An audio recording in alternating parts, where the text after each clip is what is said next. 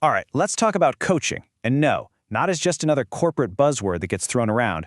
We're going to look at it as a really fundamental tool for unlocking what might be the most valuable and honestly, the most overlooked asset in any organization: pure, raw human potential. So, let me ask you a question. It's one that Coach Matt Summers loves to ask leaders. What percentage of your team's potential do you actually see day in and day out? He says that most of the time, the answer he gets is somewhere between 30 and 60%. Just think about that for a second. We're paying for 100% of a person, but we're often only getting about half of their potential. That gap is it's staggering. And that gap, right there, it tells us everything. See, the problem we're all trying to solve with coaching, it's not really about just hitting quarterly numbers or making people more efficient at tasks. The real, fundamental issue is that huge ocean of untapped potential just sitting there, right below the surface. That is the challenge that great coaching is designed to tackle head-on. So, to figure out how we can unlock that potential, we first need to understand the mindset that's getting in the way. It turns out there are two fundamental ways of seeing the world, kind of like two different operating systems that are always running in the background, dictating pretty much everything we do. According to author Kim George, these two mindsets are scarcity and abundance. And here's the key distinction she makes, which is so important. Scarcity isn't an external thing. It's an internal feeling of lack, you know? It's that constant hustle to try and change the world around you to fit your beliefs. Abundance, on the other hand, it's not about having more stuff. It's an internal state of mind. It's the freedom to just be who you are, right here and right now. And this quote just hits the nail on the head. As Daniel H. Pink points out, even as we've gotten more and more stuff, an abundance of things, our actual happiness hasn't really changed. And why is that? Well, it's because external abundance can't fix a feeling of internal scarcity. You just can't solve an inner problem with an outer solution.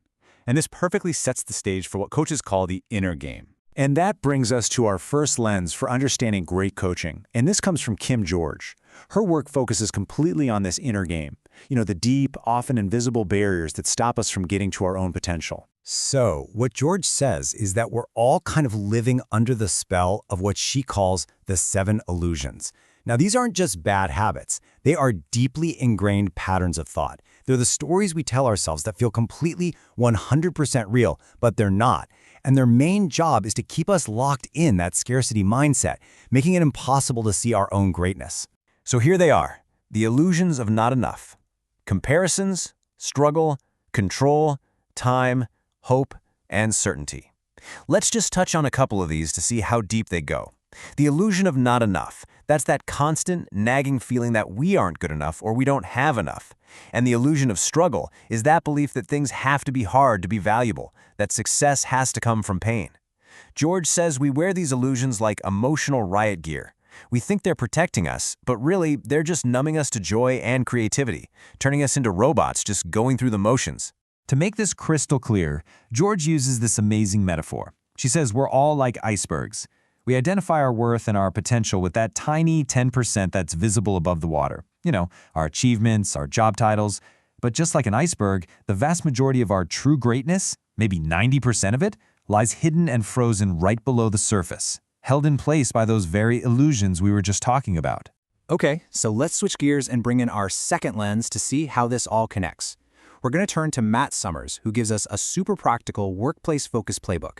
So if George gives us the deep why, Summers gives us the manager's how-to manual for getting performance. At the heart of everything Summers talks about is this incredibly simple but really profound formula. Performance isn't your potential plus something. No, it's your potential minus interference. Your team already has the potential. So this means a coach's job isn't to add more training or more knowledge. Their number one job is to help reduce the interference that's getting in the way. So what is this interference? Well, Summers breaks it down into two main types. You've got external interference. That's things like a blame culture, annoying company policies, or just bad management. And then you've got internal interference, and that's the fear of failure, that negative voice in our heads and all the limiting beliefs we have about what we're capable of. Okay, so we've got two models. We have George's deep internal illusions, and we have Summers' practical workplace interference. Now, on the surface, they might seem pretty different. One's kind of philosophical, the other's more managerial. But this is where it gets really, really interesting. They're actually describing the exact same thing. Let's just connect the dots here. George's deep-seated illusion of struggle, well, that shows up at work as what Summers calls a fear of failure. That illusion of not enough, that's the root cause of our negative self-talk. And the illusion of control, oh yeah, that's the source of that classic manager's belief, I'm the boss, I'm supposed to have all the answers. You see, they're just two sides of the very same coin. So what this all means is that both of these lenses, they bring us to the same conclusion about what a coach is supposed to do. A great coach doesn't tell you what to do, they don't give you advice, and they don't solve your problems for you.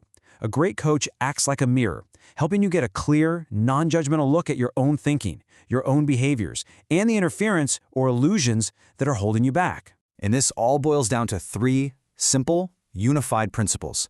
This is the bedrock of all effective coaching. First, you raise awareness of what's getting in the way. Second, you build responsibility, which is really about empowering the person to choose how they respond. And third, none of it, absolutely none of it, works without a solid foundation of trust. These three things, that's the entire coaching toolkit. Okay, so this all sounds great in theory, right? But how do we actually put it into practice?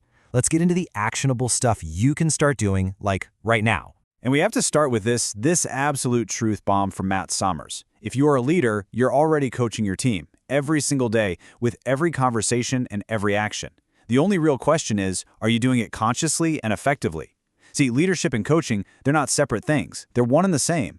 You know, great coaching doesn't start with having all the answers. It starts with asking great questions. And just look at these. They're a perfect blend of our two lenses. What's happening now, and what have you tried so far? Those are classic Summers questions to raise awareness about reality. And then, what might be the opportunity cost of this belief? That's straight out of Kim George's playbook, forcing us to really see the price we're paying for holding on to our illusions. So why do these questions work so well? Because their whole purpose is to create this really crucial shift. They move someone from unconscious incompetence, where you don't even know what's holding you back, to conscious incompetence. Now, that moment of awareness might feel a little uncomfortable, but it is the absolute, non-negotiable first step. It's only when you can see the problem that you can consciously choose a different path toward getting better. So let's end this by turning that mirror on ourselves. Looking through these two lenses, from those deep inner illusions to the really practical workplace barriers, what is the single biggest piece of interference that's holding you, or maybe your team, back from tapping into your full potential? The answer to that question? Well, that's where great coaching truly begins.